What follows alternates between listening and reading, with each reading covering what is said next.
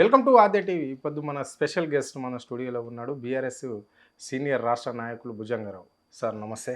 నమస్తే అరుణ్ గారు. సార్ చెప్పండి సార్, ఎట్లా చూస్తారు రాష్ట్రంలో జరుగుతున్న పరిణామాల తీరు?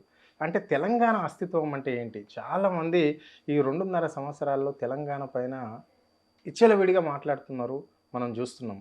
కొంతమంది చెప్తున్నారు ఇక్కడ తెలంగాణ అనేది డైరీల్ని రాసింది లేదు అని చెప్పేసి కూడా మనం మాజీ ఎమ్మెల్యే బక్కా నరసింహుల వ్యాఖ్యలను కూడా మనం చూసినాం. ఇలాంటిది బేస్ చేసుకొని ఇప్పటి వరకు చాలామంది అంటే ఇక్కడ ఒక ఎమ్మెల్యే స్థాయి నుంచి పిఎం స్థాయి వరకు కూడా తెలంగాణను చిన్నగా మాట్లాడే విధానం మనం చూస్తున్నాం. మరి దీనికి అంతటి కారణం ఏంటి? ఇప్పటికి కూడా తెలంగాణ మీద కడుపు నిండా విషం కక్కడానికి, తెలంగాణకు ఇంకా ద్రోహం చేయడానికి, కక్ష తీరనట్టు, కోపం చలారనట్టు, పాలోని పగ కంటే ఎక్కువ ఉన్నమాట వాస్తవం. పాటలు పాడుకున్నాం కదా మనం, అయ్యోనివా నువ్వు అబోనివా తెలంగాణకి తోటి పాలోనివా. ఆ తోటి పాలోని కూడా ఇంత కోపం ఉండదు. వీడు అయ్యోడు కాదు, అమ్మోడు కాదు, తెలంగాణోడికి తోటి పాలోడు కాదు. నీ ప్రాంతం ఎక్కడ? ఆంధ్ర. ఎవరితో కలిసి ఉన్నావు? తమిళనాడుతో. నీ రాష్ట్రం మా ఆంధ్ర మాకు కావాలని కొట్లాడిన పొట్టి శ్రీరాములది సరైన నిర్ణయం, సరైన దీక్ష, సరైన ప్రాంతీయవాదం కాదు, వేర్పాటువాదం కాదు. మీరు చాలా గొప్పలు. తమిళనాడు రాష్ట్రం నుంచి వేరు పడ్డ తర్వాత మద్రాసు మీకు కావాలని మద్రాసును సాధించడం కోసం పొట్టి శ్రీరాములు లేవకుండా కూర్చోబెట్టి చంపింది ఆనాడు ఆంధ్రవాదులు కదా. మద్రాసు రాజధాని నగరం వాళ్ళకి రాదని తెలిసి ఉండి మొండిపట్టుతో పొట్టి శ్రీరాములు కూర్చోబెట్టింది, అమరుని చేసింది ఎవరండి? ఆనాటి ఆంధ్ర ద్రోహులు కాదా? మళ్ళీ వాళ్ళ పోరాటాలన్నీ కరెక్టు. ఇక్కడ ఈ ప్రాంతము మరాఠాలో, మహారాష్ట్రలో కొంత భాగం, కర్ణాటకలో కొంత భాగం, ఇప్పుడున్నటువంటి తెలంగాణ ప్రాంతం, ఈ 3 ప్రాంతాలు కలిసి నైజాం పరిపాలన ఉన్నమాట వాస్తవం కదా. ఆ భారతదేశానికి స్వాతంత్ర్యం ఆగస్టు 15, 1947 వస్తే ఇప్పుడు మనకెప్పుడు వచ్చిందండి? సంవత్సర కాలం లేటుగా ఎందుకు వచ్చింది? అవును. ఇది ఒక సంస్థానం, ఇది ఒక స్వతంత్ర రాజ్యం, ఇది ఒక స్వతంత్ర కరెన్సీ ఉన్నటువంటిది, పాలన కరెక్ట్గా స్వతంత్రంగా ఉన్నటువంటిది. ఈ ప్రాంతం నాది, ఇది నా రాజ్యం, నా దేశం అనే కాడికి తెలంగాణ అస్తిత్వం ఆనాడే గుర్తించబడదు కదా. పిచ్చోడు మాట్లాడినట్టు, మేరు పర్వతం కాడిపోయి గులకరాలు ఏరుకున్నట్టు ఇవాళ చంద్రబాబు నాయుడికి నువ్వు తొత్తులాగా మాట్లాడితే అంత అజ్ఞానాన్ని బయట పెట్టుకుంటే ఒక పక్కన మనల్ని హేళన చేస్తూనే ఉన్నారు, అవమానపరుస్తూనే ఉన్నారు. తెలంగాణ అనే పదం డిక్షనరీలో దొరుకుతుందండి? మెడకాయ తలకాయ మాట్లాడే మాటేనా అది? That is not a word. The dictionary does not give the meaning to the Telangana word. Telangana అనే అర్థం కావాలంటే, ప్రజలు ఈ తెలంగాణ అస్తిత్వం అర్థం కావాలంటే, ఈ తెలంగాణ ఏర్పాటు కావడానికి సంస్థానం విలీనం కాడ నుంచి, నైజాము పాలన కాడ నుంచి ఇక్కడ పడ్డటువంటి బాధలు, జరిగినటువంటి రక్తతర్పణ, జరిగినటువంటి తెలంగాణ సాయుధ పోరాటం, అక్కడి నుంచి అంతకంటే ముందు నుంచి చూడాల్సి వస్తుంది. ఇదంతా ఏం అర్థం కాకుండా అమాయకంగా మాట్లాడి తెలిదొక్కతనాన్ని బయట పెట్టుకోవడమే తప్ప ఇంకొకటి కాదు. మాట్లాడింది బక్కా నరసింహులే కావచ్చు. మనం బక్కా నరసింహులు ఆఫ్టర్ ఆల్ నిమిత్త మాత్రుడండి. బక్కా నరసింహులు మహానాడు సమావేశంలో తెలంగాణ మీద విషయం కక్కడానికి ఒక బకరాన్ని తయారు చేసి అక్కడ ఉర్లించిన పరిస్థితి. కాబట్టి ఆ స్క్రిప్ట్ అందించింది ఎవరు? చంద్రబాబు నాయుడు. తెలంగాణలో పార్టీని విస్తరిస్తాం, బలోపేతం చేద్దామని మాట్లాడినాడు ఎవరు? అక్కడ యువరాజు లోకేష్. అరే ఉన్న కాడ నువ్వు బలం చేసుకుంటావా, బలోపేతం చేసుకుంటావా, విస్తరిస్తావా? నువ్వు కూడా పెట్టుకున్నావు. భారతదేశం అనే పార్టీ, జాతీయ పార్టీ మేయ కూడా పెట్టిండు. తెలుగుదేశం కాదు భారతదేశం అని పెట్టుకున్నారు. మరి భారతదేశం జాతీయ పార్టీగా డిక్లేర్ చేసుకున్నారు. ఇవాళ టీఆర్ఎస్ను బీఆర్ఎస్ అనే పేరు మార్చినందుకే కక్ష కట్టి పగబట్టి బీఆర్ఎస్ పాలనలోకి రాకుండా కాంగ్రెస్తో రంకు సంబంధం అండగట్టుకొని బీజేపీ, కాంగ్రెస్ 2 కలిసి గల్లీలో దోస్తాన్ చేసి ఢిల్లీలో వేరువేరని మాట్లాడుతున్న నాటకాలు చేసి మీరు బీఆర్ఎస్ కక్ష కట్టినట్టు అధికారంలోకి రాకుండా అడ్డుపడ్డటువంటి ఈ శక్తులు టీడీపీ జాతీయ పార్టీ కాదనుకున్నారా? ఇది ఉత్తదే అనుకున్నారా? చంద్రబాబు నాయుడుతో అయ్యేదేముంది అని అనుకున్నారా? చాతగానుడి కింద లెక్క కట్టినరా? ముగ్గాడెందుకో టార్గెట్ చేయకపోతుంది, గిన్నె ఎందుకో టార్గెట్ చేస్తుంది.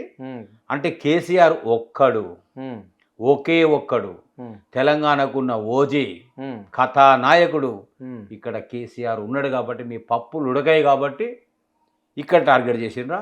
ఎస్, తెలంగాణ వాదంలో ఇది మా అయ్య జాగిరే. అవు రైట్. ఇది కూడా ఆంధ్రప్రదేశ్ డిప్యూటీ సీఎం కూడా ఆ మాట ఆయన ప్రెస్ మీట్ పెట్టి ఇక్కడ జూన్ 2వ తారీఖు నాడు తెలంగాణ నవనిర్మాణ సంకల్ప సభకు పర్మిషన్ ఇక్కడ కాంగ్రెస్ గవర్నమెంట్ ఇవ్వలేదు అని చెప్పేసి ఆయన ఇంటి దగ్గర ఆయన నడి రోడ్డు మీద ప్రెస్ మీట్ పెట్టి ఒకటి చెప్పాడు. నన్ను తెలంగాణకు రావడానికి నాకు పాస్పోర్ట్ కావాలా, పాకిస్తానా పాలసీనా అని చెప్పేసి ఆయన వ్యాఖ్యలు చేశాడు. ఇక్కడ తెలంగాణ ఎవరి జాగిరి, ఎవనయ్యే జాగిరి, నన్ను అడ్డుకోవడానికి మీరెవరు అని చెప్పేసి కూడా అలాంటి వ్యాఖ్యలు చేస్తున్నాడు పవన్ కళ్యాణ్. మరి ఎట్లా చూడాలి? ఇప్పుడు అరుణ్ గారు మాట్లాడుతున్న వ్యక్తులు వేరు కానీ భావజాలం ఒకటే, వాళ్ళ ఆలోచనలు ఒకటే. రాజశేఖర రెడ్డి గారు నాడు కాంగ్రెస్ ముఖ్యమంత్రిగా ఆంధ్ర మీటింగ్లో ఏం మాట్లాడి వాచ్ చూసుకొని తెలంగాణకు పోవాలంటే పాస్పోర్ట్ కావాలన్నా మనకు మాట్లాడాలి. చట్టసభ లోపల కేసీఆర్ గారు ఉన్నటువంటి సభ లోపల తెలంగాణకు ఉద్యమం జరిగి నిలదీసి ప్రశ్నిస్తుంటే తెలంగాణకు జరుగుతున్న అన్యాయం పైన నిలబెట్టి అడిగి కడిగి పారేస్తుంటే ఏం కేసీఆర్ తెలంగాణ నీ అబ్బ జాగిరాని ఆ రోజు అనలే, ఒక్క రూపాయి కూడా తెలంగాణకు నేను నిధులు ఇయ్యను, ఏం చేసుకుంటారో చేసుకోపోండి, మీ దిక్కున కూడా చెప్పుకోండి అని కిరణ్ కుమార్ రెడ్డి గారు వాగలే చట్టసభలో. ఆనాడు చవటల మాదిరిగా ఇప్పుడున్నటువంటి కాంగ్రెస్ పాలకులు మంత్రులు ఆ సభలో లేరా? అన్ని నవరంధ్రాలు మూసుకునేందుకు కూర్చున్నారు. మా పల్లెత్తు మాట ఎందుకు అనలేదు, నిరసన ఎందుకు తెలపలేకపోయినరు, గొంతెందుకు ఇప్పలేకపోయినరు. అంటే మీరు చవటలుగా చేతగాని వాళ్ళు అసమర్థులుగా తెలంగాణ ఇట్టనే ఉంటుంది, పడి ఉంటుంది, నీ బాంచ నీ కాలు మొక్తా అని అంటది, మేము ఉడిగం చేసేళ్ళమే తప్ప ఉనికిని చాటుకుంటోళ్ళం కాదు అనేటువంటి సంకేతం ఆనాడే ఇచ్చింది కదా చట్టసభలో. అవును, ఆ రోజు బీజేపీ కావచ్చు కాంగ్రెస్ కావచ్చు మాట మాట్లాడలేదు, కానీ అప్పుడున్న టీఆర్ఎస్ పార్టీ నాయకులు మాత్రం మాట్లాడారు కదా. టీఆర్ఎస్ పార్టీ ఆనాడు ప్రశ్నించింది, నిలబెట్టింది, అడిగింది, కడిగి పారేసిన అందుకే మేము ఇయ్యమ నిధులు మా ఇష్టం అనే విధిలో కిరణ్ కుమార్ రెడ్డి గారు మాట్లాడితే దాన్ని ఎట్లా ఎండగట్టాలను ఎట్లా బుద్ధి చెప్పాలో అట్లా బుద్ధి చెప్పినటువంటి వాళ్ళు టీఆర్ఎస్ వాళ్ళే కదా.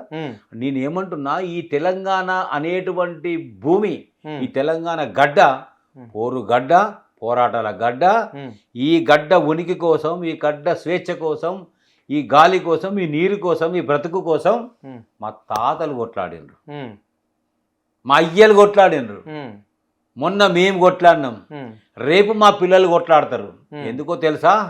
పక్కోని మీద దాడి చేస్తుంది కాదు, పక్కోని దోపిడీ చేయడానికి కాదు, మా ప్రాంతం మీద మా బతుకులు మమ్మల్ని బతకనీయకపోతే, మా సంపద మాకు కాకుండా మీరు కొల్లగొడితే, మా ఉద్యోగాలు మీరు కొల్లగొడితే, మా నిధులు మీరు కొల్లగొడితే, మా సంపద మీరు కొల్లగొడగ పన్నాగం పడితే, కుట్ర పడితే, మా రాజ్యాధికారం లోపల మీరు చూడబాలనే ప్రయత్నం చేస్తే ప్రజాస్వామ్యం ముసుగు లోపల ఖచ్చితంగా మరలబడతాం, తిరగబడతాం, తరిమి కొడతాం పొలిమేర దాటిదాకా. రైట్. ఇది తెలంగాణ గడ్డముకు, తెలంగాణకు మాకు ఉన్నటువంటి పేగుబంధం, తెలంగాణ అస్తిత్వ పరిరక్షణ లోపల మా ఆరాటం, మా పోరాటం. రైట్. భుజంగం గారు, మీరు ఒక ఉపాధ్యాయులు, ఒక రాజకీయ నాయకులు ఇప్పుడు ప్రస్తుతం.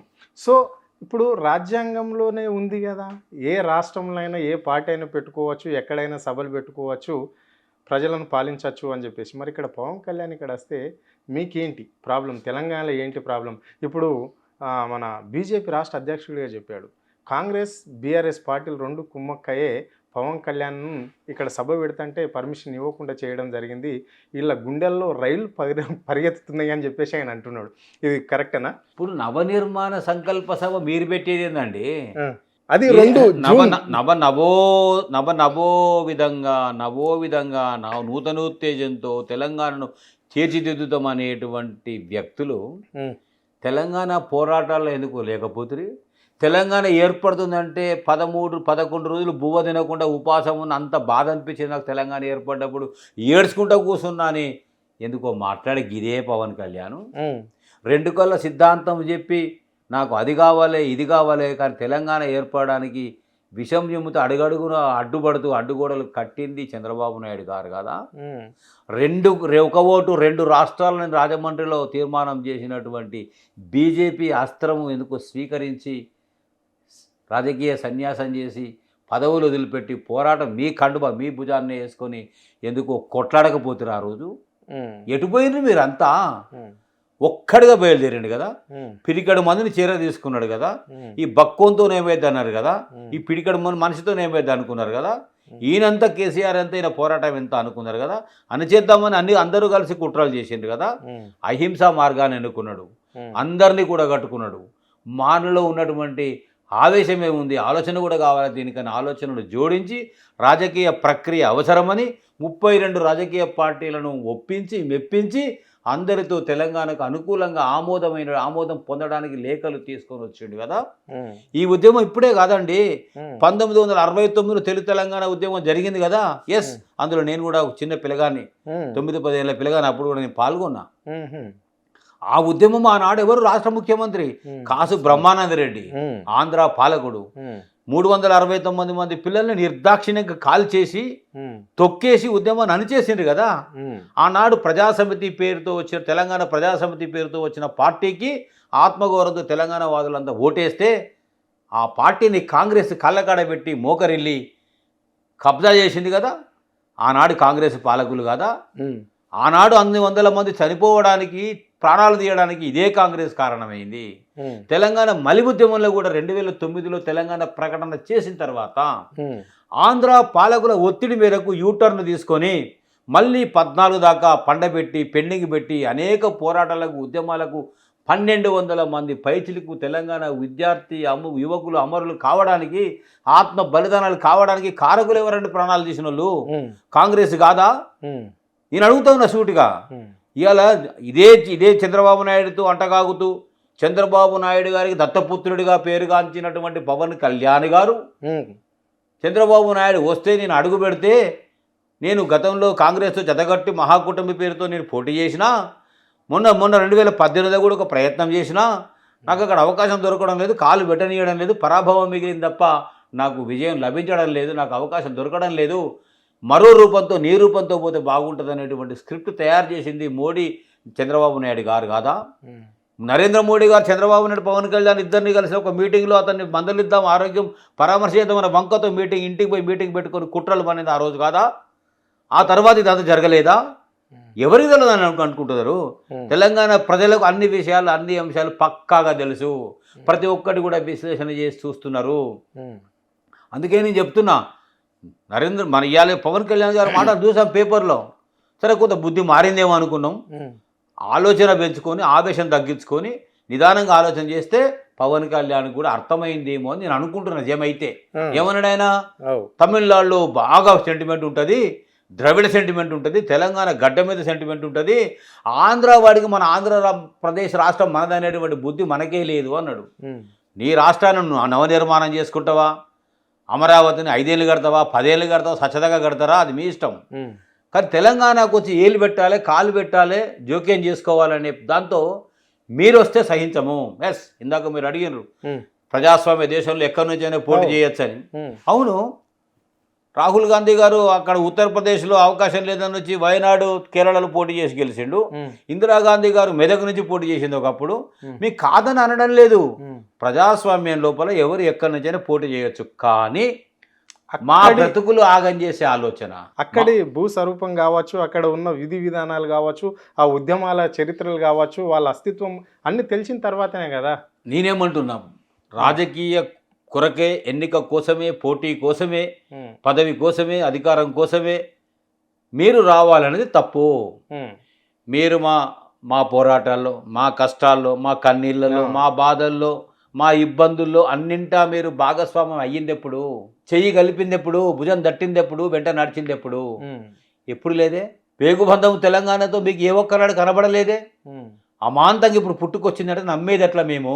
ఉమ్, ఇప్పటిదాకా జరిగింది సమైక్యాంధ్రవాదుల దోపిడే కదా తెలంగాణకు. దక్కింది ఏంది మాకు? మా మా తలాపున పారుతుంది గోదావరి, మా చెలుక, మా చేను, ఎడారని పాడుకున్నాం కదా. ఉమ్, పల్లెలు మొలిసినట్టు పాడుకున్నాం కదా. ఉమ్, మరి పల్లెలు పొరిసినటువంటి బీడు భూములను పచ్చని మాగాన చేసుకొని ఒడిసిపోతున్న ప్రతి నీటి చుక్కను ఒడిసి పట్టుకొని ఉమ్. నీటిని పైకి ఎగబాకడం కూడా అంటే నేర్పి, ఆయన కూడా ఒక మాట అన్నాడు పవన్ కళ్యాణ్. ఏమంటుండంటే, నాకు ఇక్కడ తెలంగాణ రాష్ట్రంలో ముఖ్యమంత్రి కావాలని లేదు, నేను ఏపీలోనే నన్ను చూస్తలేరు, ఇక్కడ ఏంది అన్నట్లు మాట్లాడిండు కదా. నువ్వు కూడా ముఖ్యమంత్రి స్థాయి వ్యక్తివి అయితవా కావనేది మేము కాదు, ప్రజలు నిర్ణయిస్తారు. అది అది చెప్తే నువ్వు సిన్సియారిటీ నమ్మించడానికి పలుకుతున్నావా? చిలక పలుకులు అనేది మేము అర్థం చేసుకోవాలని అమాయకులమేం కాదు.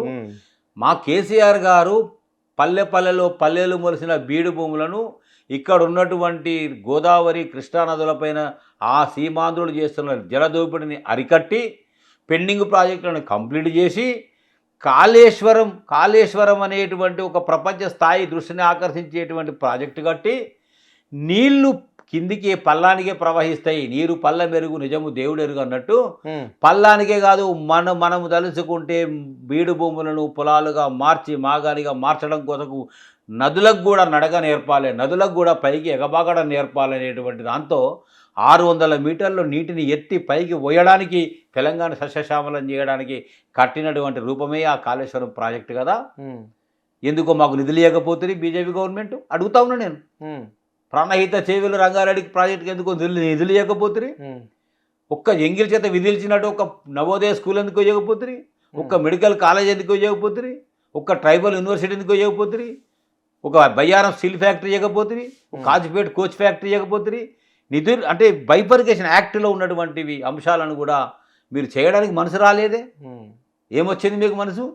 మా రాష్ట్రం నుంచి వచ్చినటువంటి సంపద అంతా పనుల రూపంలో మీరు మూటగట్టుకున్నారు. మీరు పంచేది పెంచేది మొత్తం ఉత్తరప్రదేశ్, మొత్తం గుజరాత్, ఉత్తర భారతదేశం వైపే కదా మీరు చేసేదంతా. మరి దక్షిణ భారతదేశంలో ఇప్పుడు అవసరం వచ్చిందని చెప్పి ఎన్నికల కొరకు సమాయత్తం చేసుకొని నీ కూటమి ఉంటే ఉండొచ్చు ఆంధ్రప్రదేశ్లో, కాదని మేము అనలేదే. కానీ ఆ కూటమి, ఆ కుట్రలు, ఆ కుతంత్రాలు ఇక్కడ నడుస్తాయి, సాగుతాయి అనుకొని చేయడానికి చెల్లా చెదురు చేద్దాం తెలంగాణలో. ఇక్కడ రక్షకుడు లేడు. ఇప్పుడు 30 నెలలుగా రక్షకుడు లేడు. రక్షకుడు అవకాశం ఇయ్యక, అధికారం రాక, ప్రజలు మార్పు పేరుతో కొని తెచ్చుకొని కొరియలాగా నెత్తిన పెట్టుకున్న కాంగ్రెస్ ఉంది. ఆ కాంగ్రెస్లో ఆ ముసుగు కింద ఉన్నటువంటి వాడు మనవాడే, మనం పెట్టుకున్న ఏజెంటే, మన మాట వింటాడు, మనకు అనుకూలంగా ఉంటాడు. ఇంటి తలుపులు తీసేటువంటి వాడే మనకు దొంగతనానికి ఇంటి తలుపులు తీసి స్వాగతం చెప్తున్నాడు. గేట్వే ఆఫ్ తెలంగాణ ఓపెన్ చేస్తూ ఉన్నాడు. ఇంతకంటే మంచి సమయం రాదు, ఇదే మంచి సమయం, చొరబడాలి తెలంగాణలో, ఆగం చేయాలనేటువంటి దుర్బుద్ధితో దుష్ట పన్నాగంతో చేస్తున్న ప్రయత్నమే ఇది కదా. అందుకే అస్తిత్వ పోరాటం మళ్ళీ చేయాల్సిన అవసరం ఉంది. అందుకే మా సంపద మాదే, మా నీళ్లు మాయే, మా ఉద్యోగాలు మాయే, మా నిధులు మాయే, మా నియామకాలు మాయే. ఇలా చేస్తున్న నియామకాలు ఎవరి అండి? సెక్రటరీకి వెళ్ళి, మీరు జర్నలిస్ట్ కదా, మీరు వెళ్ళి చూడండి. ఒక్కొక్క హెచ్ఓడిలో డిపార్ట్మెంట్లో మొత్తం ఆంధ్ర పాలకులు ఉన్నారు అక్కడ అధికారులు. ఆదిత్యనాథ్ దాస్ అనేటువంటి వ్యక్తి ఇరిగేషన్ శాఖలో చీఫ్ సెక్రటరీగా ఉన్నాడు ఆయన. ఇలా గోదావరి కృష్ణా మీద జరుగుతున్నటువంటి చర్చల సమస్యలకు మీటింగ్లు పెడితే తెలంగాణకు అన్యాయం చేయడం లేదు, ఆంధ్ర వాళ్ళు సరిగానే ఉన్నారు, మాకేం నష్టం జరుగుతలేదని పత్తిత్తు మాటలు మాట్లాడించే విధంగా అనుకూలమైనటువంటి ఆదిత్యనాథ్ దాస్ ఎట్లా వచ్చిండు ఇక్కడికి? చంద్రబాబు నాయుడు పంపించలే, ఆయన ఏజెంట్ అయినటువంటి రేవంత్ రెడ్డి గారు శిష్యుడు నియామకం చేయలేదు ఇక్కడ. అలాంటి ఆంధ్ర పాలకులు మనకు అన్యాయం చేసే వాళ్ళని తీసుకొచ్చి నన్నెత్తిన పెట్టుకుంటున్నటువంటి వ్యక్తి ఇక్కడ మనకు కనబడుతున్నది రేవంత్ రెడ్డి గారు. రైట్, మీరు అన్నట్లనే ఇక్కడ తమ్మిడెట్టి ప్రాజెక్టు విషయంలో మహారాష్ట్ర ముఖ్యమంత్రికి 30 లేఖలు రాసినా ఆయన స్పందించడం లేదు అని చెప్పేసి ఈ రాష్ట్ర ముఖ్యమంత్రి బహిర్గతంగా నిన్న చెప్పడం జరిగింది. సో మరి అక్కడ ఏపీకి సంబంధించి వర్కింగ్ ప్రెసిడెంట్ ఐటీ మినిస్టర్ లోకేష్కి మాత్రం 1 రోజుల అపాయింట్మెంట్ ఎట్లా దొరికింది అంటే దీన్ని ఎట్లా చూడాలి? ఇప్పుడు సిగ్గు ఉండాలి, శరం ఉండాలి, కొన్ని చెప్పుకోకూడదు. చెప్పుకుంటే ఉన్న సిగ్గు పోతుంది, ఉన్న బట్టలు ఊడిపోతాయి. నేను లేఖలే రాస్తున్న సంవత్సరం నుంచి నాకు అపాయింట్మెంటే ఇవ్వడం లేదని చెప్తివి. సెంట్రల్ గవర్నమెంట్ దగ్గరికి పోయి అప్పు అడుగుదామంటే దొంగను చూసినాడు చూస్తారు, నా చెప్పులు ఎత్తుకపోయేటోడు చూసినాడు చూస్తారు అని అంటివి. అడుగడుగున తెలంగాణ అవమానం చేస్తూ నా తెలంగాణ అప్పులపాలు అయిపోయింది, ఖజానా ఖాళీ, ఏ పూట కాపూట, ఏ నెల కా నెల బతుకుడే కష్టంగా ఉంది, అందుకే ఎవరికి ఏం చేయలేకపోతున్నా, నేను చేయలేకపోతున్నా, అప్పుల తెలంగాణ అయిపోయింది, ఆగమైపోయింది అని అంటివి. అంటే డాంబికం లేకపోయా, దర్పం లేకపోయా, నీ మనసులో నిజాయితీ లేకపోయా. అదే మహారాష్ట్ర ముఖ్యమంత్రి నీకు తోటి రాష్ట్రం, నువ్వు ఇక్కడ ఒక ముఖ్యమంత్రివి, ఓ మంత్రివి కాదు కదా. రేవంత్ రెడ్డి ఇక్కడ ఈ రాష్ట్ర ముఖ్యమంత్రి, అక్కడ ఫడ్నవీస్ ఆ రాష్ట్ర ముఖ్యమంత్రికి ముఖ్యమంత్రి అపాయింట్మెంట్ ఇయ్యనప్పుడు ఒక ఏపీకి సంబంధించిన ఒక మంత్రికి ఎట్లా దొరుకుతుంది అపాయింట్మెంట్ అనేది ఇక్కడ తెలంగాణ ప్రజలు సతమతం అవుతున్న విషయం ఇది. నేను సూటిగా అరుణ్ గారు ఒక మాట చెప్పండి.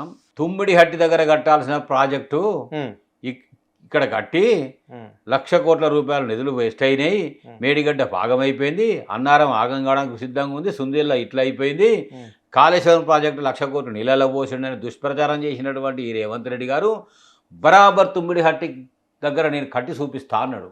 అవును, కట్టమని మేము కూడా అడుగుతున్నాము. కడితే నువ్వు మొగోనివి, కడితే నువ్వు తెలివికల్లోడివి, కడితే నువ్వు సమర్థుడివి.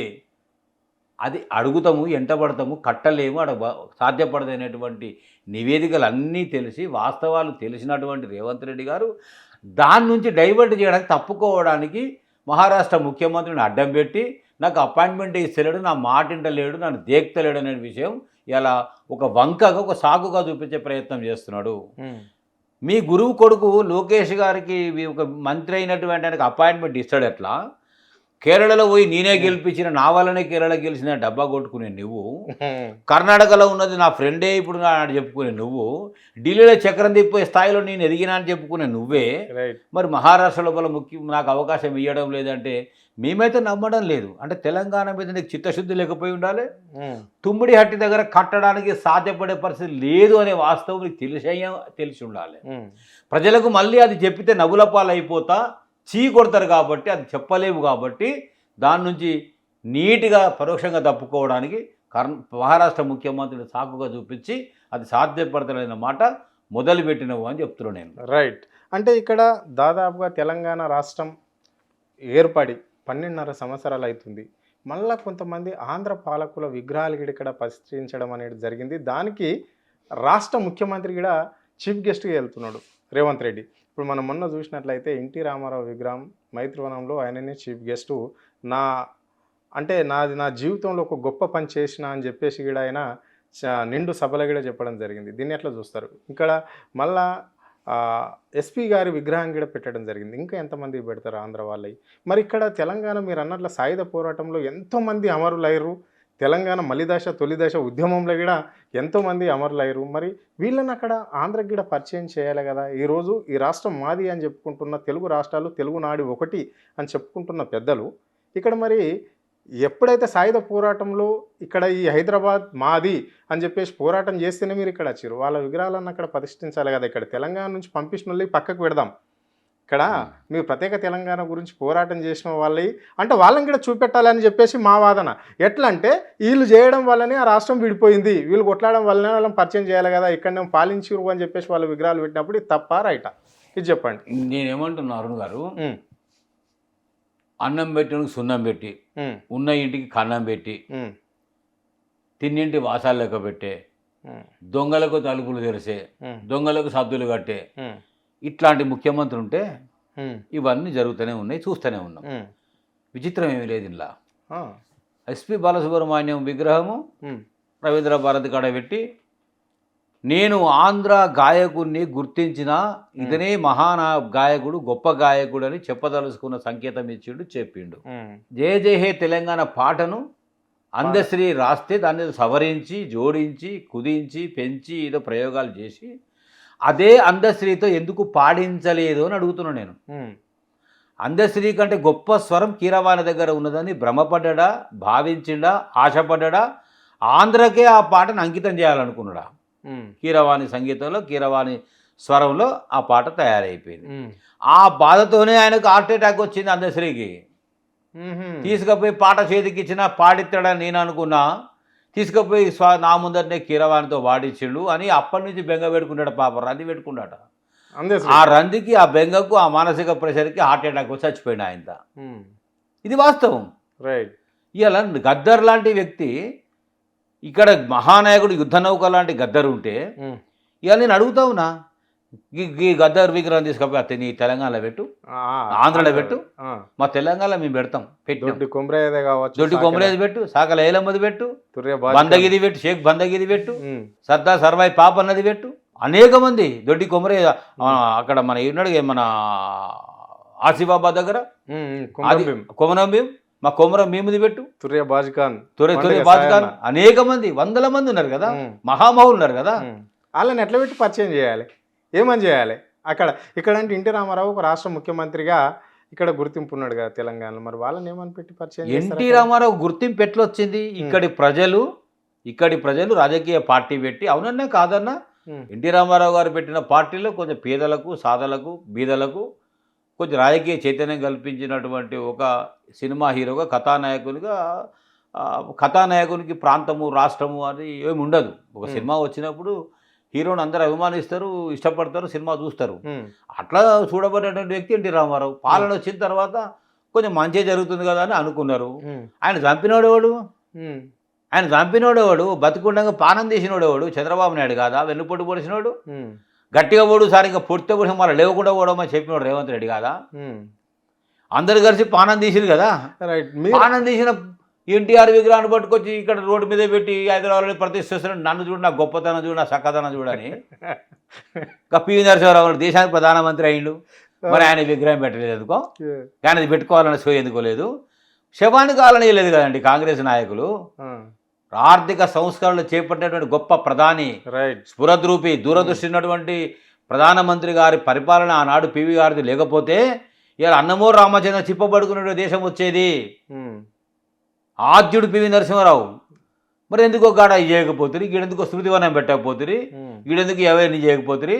మీరు గుర్తించకపోతే వదిలేస్తే కదా. కేసీఆర్ గ్రహించి పివి నరసింహారావు సభలు పెట్టి సన్మానాలు చేసి సత్కారాలు చేసి అనేక రకాలుగా గుర్తింపు ఇచ్చిన తర్వాత పివి మీవాడు కాదు మావాడైనా గప్పుడు మాట్లాడారు కదా మీరంతా.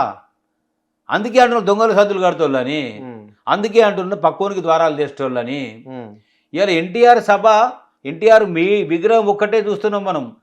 ఆ విగ్రహం వెనుక కుట్ర కుతంత్రము, దాని స్థాపన లోపల, దాని ఆవిష్కరణ లోపల ఎనుకున్నటువంటి మస్తిష్కాలు, కుట్రలు కుతంత్రాలు పన్నాగాలు బోలెడున్నాయి. జొరబడడానికి మారు వేషం కట్టాలి, మడతేసిన నాలుక కావాలి, మరో రూపంలో జొరబడాలి.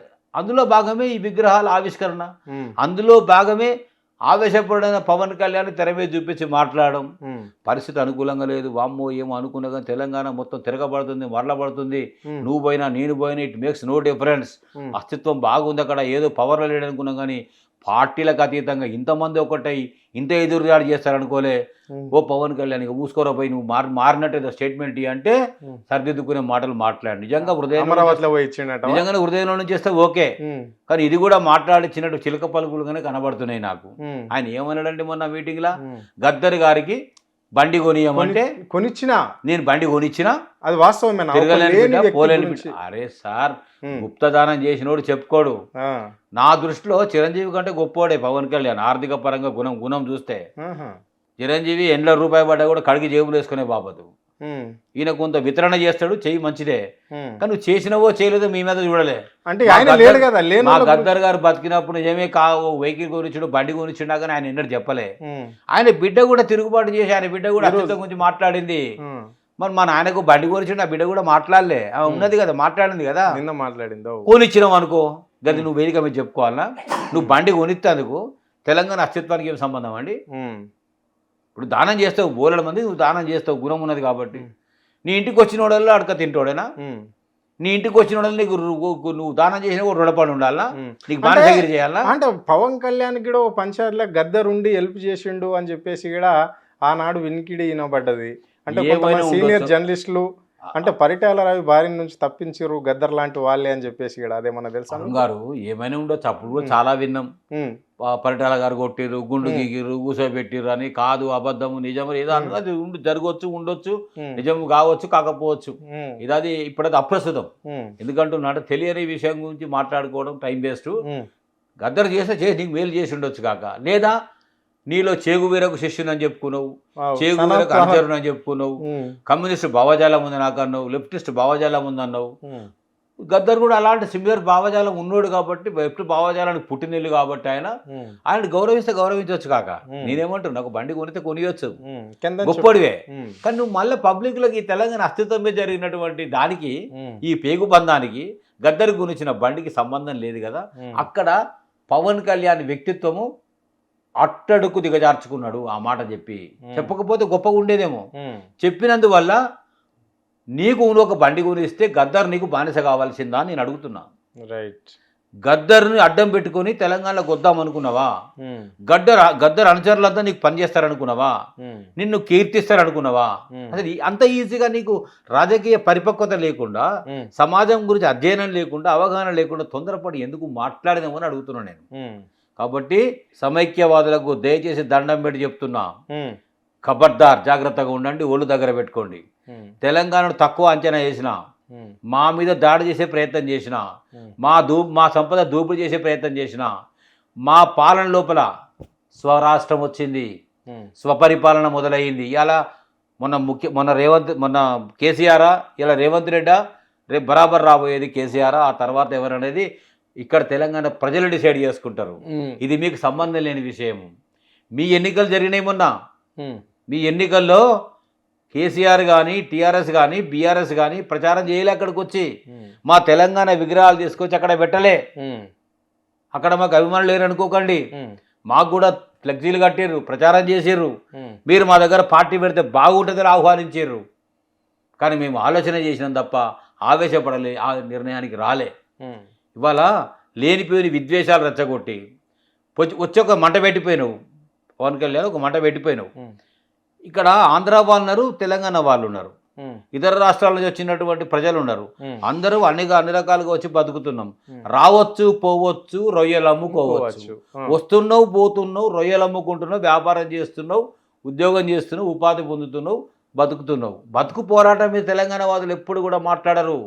మా మనసు గొప్పది, మాకు జాలి, దయ, కరుణ, అయ్యో పాపం అనేటువంటి తత్వం ఉంటుంది మాకు. పక్కోని కూట్లో మట్టు పోసే బుద్ధి మాకు ఉండదు. పక్కోని గురించి కుట్రలు చేసే బుద్ధి మాకు ఉండదు. మాకు ఏదైనా ఓపెన్గా మాట్లాడడం తెలుసు, ఓపెన్గా తెగించి కొట్టాడడం తెలుసు. మేము కుట్రలకు తంత్రాలకు దూరంగా ఉంటాం. మనుషులను ప్రేమిస్తాం, అభిమానిస్తాం. ఆ రకంగా మీరు వస్తే మేము ఓకే, మేము సంతోషిస్తాం. కానీ ఆ ముసుగులో దొరబడి మా బతుకును, మా పాలనను, మా రాష్ట్రాన్ని ఆగం చేయాలని విద్వేషంతో వస్తే ఖబర్దార్ అనే హెచ్చరిక సీమాంధ్రులకు, సమైక్యవాదులకు నేను స్పష్టంగా చెప్పదలుచుకున్నాను. రైట్. ఇంకో విషయానికి వస్తే ఇక్కడ ఎన్టీ రామారావు ఎవరికి వ్యతిరేకంగా పార్టీ పెట్టడం జరిగింది? పార్టీ పెడితే ఇప్పుడు రాష్ట్ర ముఖ్యమంత్రి ఏ పార్టీకి చెందిన ఆయన విగ్రహాన్ని ఎందుకు ఆవిష్కరణ చేయవలసి వచ్చింది? ఆయన ఎట్లా చీఫ్ గెస్ట్కి వెళ్తాడు అక్కడ? ఇంకో విషయం చెప్పాలి. మీరు సీనియర్ జర్నలిస్ట్, మీకు తెలుసు అనుకున్నాను నేను. మీరు ఇంత అమాయకులు అనుకోలే. నేను ఆంధ్రాకి పోయిన ఈ మధ్యలో తిరుపతికి దైవ దర్శనానికి. అక్కడ ఇద్దరు ఎమ్మెల్యేలు, ఒక ఎంపీ, ఒక మంత్రి ఆడ కలిసిర్రు తిరుపతిలో. భుజంగరావు గారు, మీకు ముఖ్యమంత్రి ఎవరు అని అడిగారు. మాకు ముఖ్యమంత్రి మన రేవంత్ రెడ్డి గారు కదా అన్నాం. ఏ పార్టీ అంటే కాంగ్రెస్ పార్టీ అన్నాం. నవ్విర్రు రాళ్ళు. నీ సమాధానం చెప్తాను, ఎందుకు నవ్వుతున్నారా అనుకున్నా నేను. ఏం సరే ఏమో నవ్వుతున్నారు అంటే, ఎంత అమాయకులే మీరు, తెలంగాణ వాళ్ళు, తెలివిలేని వాళ్ళు, అమాయకులు మీరు. మీ రాష్ట్ర ముఖ్యమంత్రి రేవంత్ రెడ్డి కాదయ్యా, మా చంద్రబాబు నాయుడు అని చెప్పిండ్రు వాళ్ళు. అంటే చంద్రబాబు నాయుడు ఎట్లయితాడు సార్ అంటే, చంద్రబాబు నాయుడు ఇక్కడ మనిషి మా దగ్గర కనబడతాడు, మనసు మీ దగ్గర ఉంటుంది. తెలంగాణ రాష్ట్రం ఏర్పడ్డాక నుంచి మనసులో మొత్తం అదే బాధ ఉంది మాకు. మేము అక్కడ పెట్టిందే మా మనిషిని పెట్టినాం రేవంత్ రెడ్డిని. రేవంత్ రెడ్డి లేకుండా రేవంత్ రెడ్డి గారు పిసిసి ప్రెసిడెంట్ అవుతాడు, అక్కడ ముఖ్యమంత్రి అవుతాడు. వీళ్ళంతా అసలు దాంట్లో సైకిల్ కాంగ్రెస్ అని ఎన్నడో చెప్పిన, మీ ఛానల్లో కూడా చెప్పిన. మా వాళ్ళు ఎంతమంది ఉన్నారు అన్న కాంగ్రెస్లో? అసలు కాంగ్రెస్ ఎంత ఉంది, సైకిల్ కాంగ్రెస్ ఎంత ఉంది లెక్కేసుకున్నారా మీరు అన్నాడన్నా? మాది నడుతుంది, మా చంద్రబాబుది నడుతుంది. అక్కడ నీకేం కావాలో చెప్పు, రేవంత్ రెడ్డి డైరెక్ట్ ఫోన్ చేసి పని చేపిస్తా అన్నాడు. నా ముఖమేడ పెట్టుకోవాలి అర్థం కాలే. మీరంటున్నారు ఇక్కడ కాంగ్రెస్ కదా, విగ్రహం ఎన్టీ రామారావుది కదా. అంతే కదా, ఇప్పుడు నువ్వు అయినట్లు నేను అయినా, తిరుపతిలో నిన్ను చేసినట్లు ఇప్పుడు నేను ఇక్కడ నీ దగ్గర అయిపోయినా కదా అని అంటున్నారు వాళ్ళు. అవును. అంటే నేను ఇంకా స్పష్టంగా చెప్తున్నా, కాంగ్రెస్ పార్టీలో ఉండి ఆ పార్టీని సైకిల్ ఎక్కించి నా గురువు చంద్రబాబు నాయుడు అని చెప్పి బతుకునిచ్చిన, రాజకీయ ఓనమాలు నేర్పిన టీఆర్ఎస్ను, కేసీఆర్ను మర్చిపోయి పగా విద్వేషం పెంచుకొని, నేను చదువుకుంది తెలుగుదేశం బల్లా, చిన్నప్పుడేమో ఆర్ఎస్ఎస్ బీజేపీలా, ఆ తర్వాత తెలుగుదేశంలా, నాకు ఉద్యోగం ఇచ్చిందేమో రాహుల్ గాంధీ, నౌకరు చేస్తుంది ఆడ అని 3-4 రాజకీయ పార్టీలే పేర్లు చెప్పాడు. కానీ ఇంకొకటి చెప్పాలి, అప్పుడే తొందరపడద్దు అనుకున్నాడేమో. మళ్ళీ నేను పోయేది కూడా గదే కాషాయ జెండా కిందకి పోతా, మా బడే బాయితో రోడ్ వేసుకుంటున్నా, సడక్ వేసుకుంటూ రోడ్ మ్యాప్ తయారు చేసుకుంటున్నా అనే మాట చెప్పలేదు ఇంతవరకు. కానీ అందరికి అర్థమైపోయింది. రేపు జరగబోయేది కూడా గదే ఉంటుంది. దానికి ప్రోత్సాహం కూడా చంద్రబాబు నాయుడు గారిదే ఉంటుంది. అంటే దూరంగా ఉన్నటువంటి మనతో విడిపోయినరు కదా, ఇప్పుడు అన్నదమ్ములు ఇద్దరు వేరుపడితే ఏముంటుందండి, మా తమ్ముడు బాగుండాలని కోరుకుంటాం, రైట్. తమ్ముడు అన్న బాగుండాలని కోరుకుంటారు. అవును. ఇక్కడ మనకు ఆంధ్ర తెలంగాణకి ఏం పంచాయతీ? ప్రజల మధ్యలో, ఉద్యోగస్తుల మధ్యలో, ప్రజల మధ్య పంచాయతీ ఏం లేదు. ఆనందంగా కలిసి ఉన్నాం. శుద్ధపూస మాటలు మాట్లాడతాడు చంద్రబాబు నాయుడు మొన్న. తెలుగు జాతి ఎక్కడున్నా తెలుగు జాతి అని మాకు తెలియదు, నువ్వు చెప్పాలనా? మరి ఇదో చెప్పించుకోవాలా? దేశంలో 18 రాష్ట్రాలలో కూడా హిందీ భాష ఉన్నది. మరి వాళ్ళు ఎందుకు ఇట్లా పోరాడడం లేదు? ఎక్కడ పోయినా తెలుగు అని ఏపీ వాళ్ళు చెప్పుకుంటున్నారు. మరి వాళ్ళు కూడా చెప్పుకోవాలి కదా. అంటే హిందీ మాతృభాష ఉంది కదా. చంద్రబాబు నాయుడు గారి నీతులు కానీ శుద్ధపూస మాటలు చెప్పించుకునే దౌర్భాగ్య తెలంగాణ రాష్ట్రం లేదు. ఆనాడైన పిడికడు మంది దోపిడీదారుడు సమైక్యవాదుల పాలనపైన చేస్తున్న అన్యాయంపైనే పోరాటము. ఇలా ఆంధ్ర ప్రజానీకం మీద కాదు, తెలంగాణ రాష్ట్రం ఏర్పడ్డాక ఆంధ్ర ప్రజలు ప్రజానీకం అంతా కేసీఆర్ గారు ఫోటో పెట్టుకున్నారు ఇంట్లో. చాలా మందికి తెలియదు. కేసీఆర్ గారు మా దేవుడని మొక్కారు. ఎందుకు తెలుసా? తెలంగాణ రాష్ట్రం ఏర్పడిన తర్వాత ఆంధ్రప్రదేశ్లో మాకు వ్యాపారాలు పెరిగినాయి, వృత్తి పెరిగింది, ఉద్యోగాలు పెరిగినాయి, సంపద పెరిగింది, అన్ని రకాలుగా బాగుంది అనే దాంట్లో ఈయన వల్లనే మా భూమిలోకి ఈ రేట్ వచ్చింది, ఈయన వల్లనే నా ప్లాట్లకి ఈ రేట్ వచ్చింది, ఈయన వల్లనే మాకు గుర్తింపు వచ్చింది అనేటువంటి మాట వాళ్ళు తలుసుకున్నారు. ఇవాళ జరగబోయేటువంటిది కూడా కేసీఆర్ గారు ఎక్కడున్నా ప్రజా సంక్షేమం, ప్రజా శ్రేయస్సు కోరే పాలకుడు ఎక్కడున్నా కూడా ప్రజలు అట్లా గుర్తిస్తారు. అతి తెలివితో కుట్రలు కుతంత్రాలు చేసేవారు ఈరోజు కాకపోతే రేపు, రేపు కాకపోతే ఎల్లుండి కుట్రలు బద్దలయ్యేది వాస్తవం.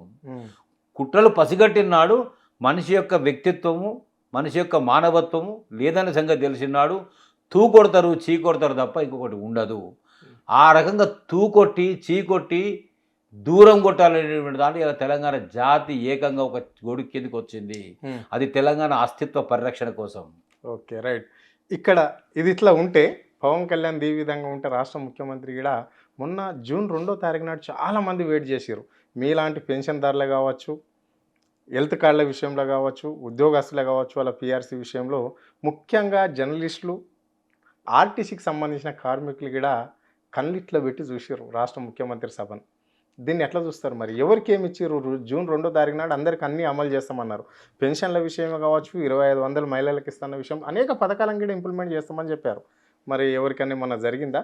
అంటే రేవంత్ రెడ్డి గారి మాట్లాడుకోదలుచుకున్న అన్నీ ఒక విచిత్రాలే.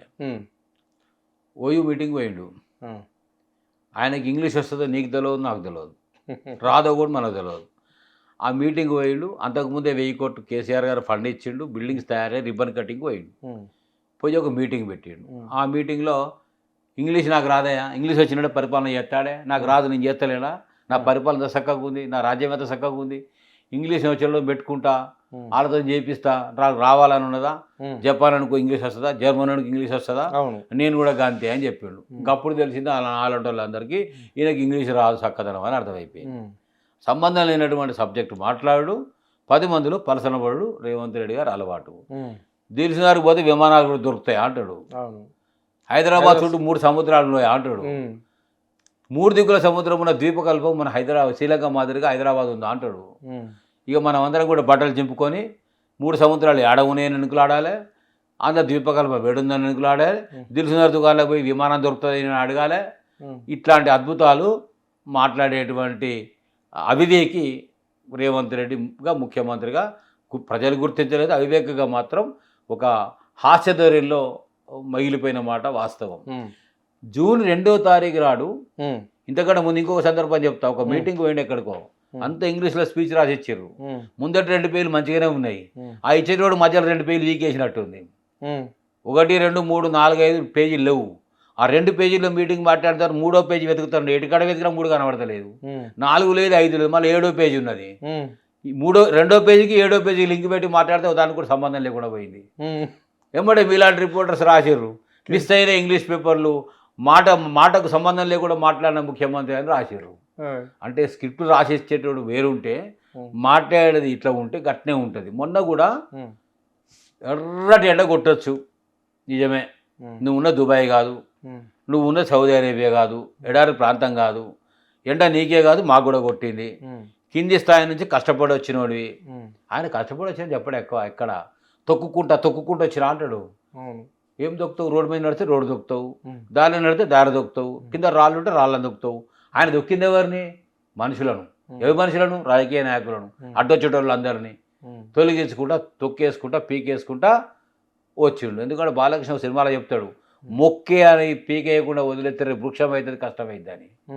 అట్లా అందరిని అడ్డొచ్చినట్టు తొక్కేసుకుంటూ వచ్చినటువంటి రేవంత్ రెడ్డి గారిని చూసి చివరికి ఏమైపోయిందంటే మొన్నటి దాంట్లో స్పీచ్లో నీ బోటి నా బోటి వాళ్ళందరూ కూడా ముఖ్యమంత్రి గారు మాట్లాడుతుండే ఎర్రటి ఎండగొట్టినా సరే అది వినాలి మనం పోవాలనేటువంటి ఉత్సాహంతో పాపం కళ్ళల్లో ఒత్తులేసుకొని చెవులన్నీ క్లీన్ చేసుకొని ఇవాళ ఏం మంచి మాటలు చెప్తాడో విందాము, జూన్ 2 కదా అని అనుకున్నాం.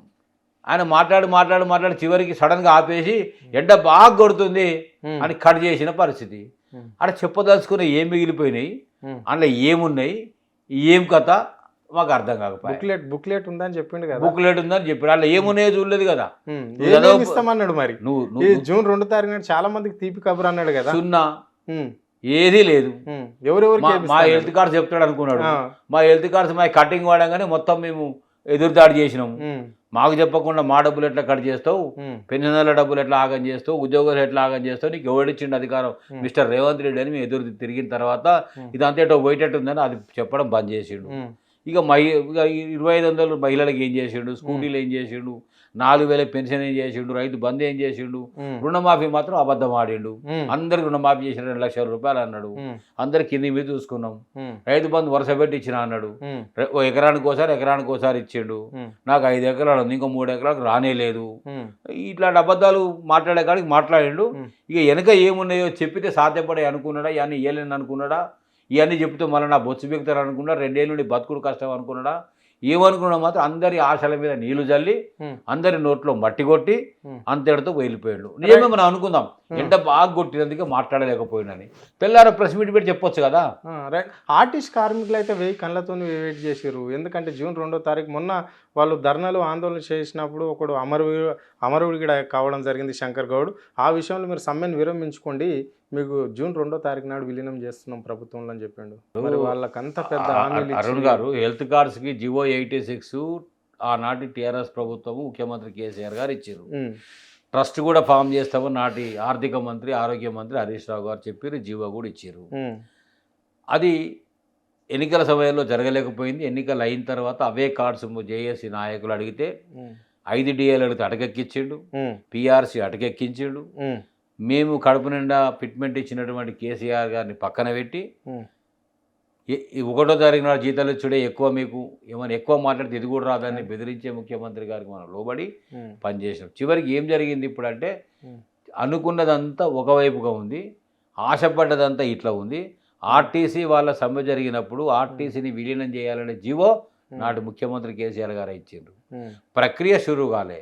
ఈయన ప్రక్రియ షురూ చేసి విలీనం చేయమని అడిగి విలీనం కాకపోతే పిఆర్సీ పెండింగ్ ఉంటే ఆర్టీసీ కార్మికుల బతుకులు బజార్న పడుతుంటే తట్టుకోలేకుండా శంకర్ గౌడ్ అనేటువంటి వ్యక్తి పెట్రోల్ పోసుకొని కాల్చుకొని ఆత్మార్పణం చేసుకుంటే దాన్ని చల్లబరచడం కోసం, దాన్ని డైవర్ట్ చేయడం కోసం రవాణా శాఖ మంత్రి పొన్నం ప్రభాకర్ గారు, ముఖ్యమంత్రి గారు పట్టి విక్రమార్క గారు ఆ వాగ్దానం చేసి మేము విలీనం చేస్తాం, మేము సంఘాలకు గుర్తింపిస్తాం, మీకు పిఆర్సీ ఇస్తాం, మిమ్మల్ని అందరినీ కూడా సవ్యంగా చూస్తాం అనేటువంటి మాట చెప్పింది. ఇప్పుడు మొన్న ఎన్నికల అబద్ధాలు చెప్పారంటే అబద్ధాలని విచిత్రంగా మాట్లాడుకుంటున్నాం.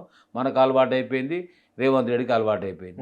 అంటే నిన్న కాక మొన్న శవం మీద పేరలేరుకునే విధంగా అబద్ధాలు ఆడి అవసరం రాగానే తప్పుకొని మీరు విలీనం కాదయ్యా ముందు యూనియన్స్ తయారు చేసుకోండి, అరే అవి కూడా తయారు చేసుకుంటాం విలీనం చేయండి సార్ అంటే విలీనం కాదే అవి తయారు చేసుకోండి, ఇవి 2 చేసుకుంటాం సార్ పిఆర్సీ అనండి, ఈ 2 అయినాక పిఆర్సీ ఇస్తా అని అంటే ఒకదానికోటి లింక్ పెట్టి ఏదీ కాకుండా ఏదీ లేకుండా చేసి చివరికి ప్రైవేటైజేషన్ వైపుగా అడుగులు వేస్తూ ఉంది ప్రభుత్వము. ఎలక్ట్రిక్ వెహికల్స్ పెట్టి బస్సులు తీసుకొచ్చి అవన్నీ ప్రైవేటు డ్రైవర్స్ కండక్టర్స్కి అప్పచెప్పి అవన్నీ ప్రైవేటు వాళ్ళకి అప్పచెప్పే పరిస్థితి ఉంది. ఇప్పటికే మహిళలను లక్షాధికారులను కోటీశ్వరులను చేస్తా అని ఒక్కతోని నేను బస్సులు వచ్చిన మీరు నడుపుకోండి అనే విధంగా ఎట్టి ఆ బస్సులు ప్రైవేట్ వాళ్ళకి ఇచ్చి అందులో ఈ ఆడవాళ్లకు భాగస్వామ్యం కల్పించి మీ అందరినీ చేయడంలో నేనున్నా లేదా అనే విధంగా నాటకీయ పరిణామాల మధ్యలో ఆర్టీసీ ఉన్నది కూడా ఉనికిని కోల్పోతూ ఉంది, అస్తిత్వం ఆగమవుతూ ఉంది.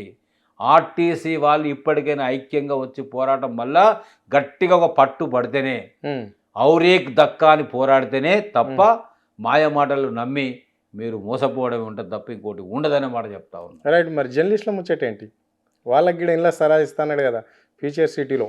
ఇప్పుడు మా ఉద్యమాల్లో అందరం కలిసి తెలంగాణ కోసం పోరాడిన దాంట్లో ప్రధానమైనటువంటి పాత్ర మీ జర్నలిస్టులది. మీ జర్నలిస్టులే కనుక లేకపోతే, పోరాటాల గురించి ప్రచారం చేయకపోతే, రాయకపోతే, వినిపించకపోతే, చూపెట్టకపోతే ప్రజల్లో అంతగా ఉద్యమ జ్వాల రగిలేది కాదు. ఈ ఉద్యమ జ్వాల ఉవ్వెత్తున లేవడానికి, ఒక ప్రజలను జాగృతం చేయడానికి, చైతన్యపరచడానికి జర్నలిస్టులు ప్రధాన భాగస్వామ్యం పాత్ర. అందుకు మీకు అభినందనలు, ధన్యవాదాలు. ఎందుకు చెప్తున్నా ఈ మాట? మాకు కార్డ్స్ ఇవ్వాలి, అక్రిడిటేషన్ కార్డ్స్ అంటే మీకు ఆ కార్డ్స్ గురించి కూడా లింక్ పెట్టిండు. రైట్. అది రాకుండా, పోకుండా, తెగకుండా మిమ్మల్ని కూడా విభజించి పాలించనే విధంగా 2-3 గ్రూపులు చేసి ఆడుకుంటున్న పరిస్థితి చూస్తూ ఉన్నారు.